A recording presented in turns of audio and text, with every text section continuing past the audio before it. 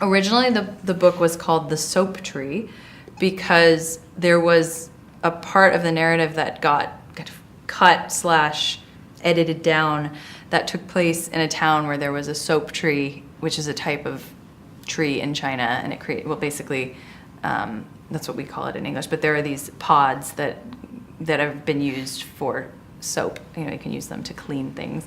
They're antibacterial. Anyway, so that was the name. There was just a placeholder title for a long time, was The Soap Tree. I thought it was an interesting concept. It related to the story. Then that part of the story got removed, and so suddenly the title didn't really make as much sense.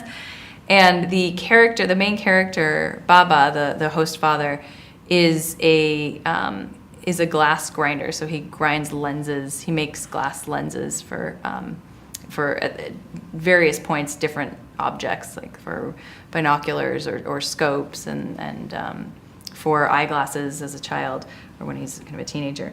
So there's a line in the book about inheriting his father's profession, which he did, which was, as it's in the book, says he inherited it's a quiet empire of glass. And so there was just something about that line that felt really resonant to me, and also just how it, in so many ways, kind of summarized what the book was saying in terms of China's history and power in China, and you know the various turnovers of power that you see anywhere in the world, and just how fragile, you know, an empire can actually be. So I liked the play of that, and I thought it worked really well, and it also really kind of, like I said, it summarized what I was saying in the book as a whole. Basically, my publisher worked with a woman, Kristen, I don't know how to say her last name, it's Radthke, and she actually has a graphic novel that just came out. Basically, she's a cover designer, and so my publisher just works with her directly, and she came up with a few covers and different concepts, very different concepts.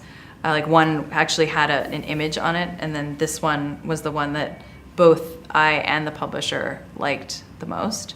And I think, I mean, I didn't direct it at all. It just was sort of like, here are some options. And I just liked, you know, obviously just that it's evocative of the broken glass. One thing that was interesting, though, that did come up was that, you know, the book takes place in China. And you can't really see that here. There's been a lot of well-deserved pushback by authors and in the publishing world of books that look too, you know, ethnic in terms of, oh, well, this book takes place in China. Right. It must be red. It must have an umbrella, right, you know, or some sort of signifiers in that sense. And so that was something that I liked about this, that it didn't actually say that. I don't know if that's a good or a bad, you know, how it would say that without being offensive, for example. But I did like that it didn't have to say that China was, you know, the core selling point.